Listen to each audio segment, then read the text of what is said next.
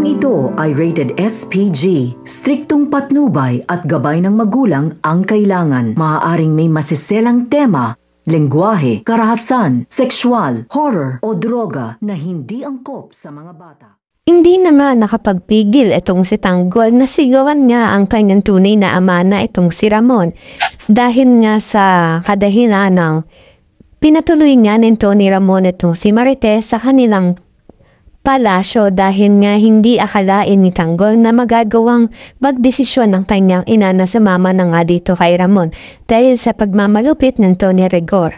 At sabi nga ni Tanggol kay Ramon ay mas mapapahamak nga lang daw ang kanyang ina sa kanilang poder dahil nga sa hindi nga titigil itong si Rigor hanggat hindi nga nababawi ang kanyang asawa na si Marites. At sabi nga nito ni Ramon ay kaya nga niyang ipagtanggol ang kanyang ina.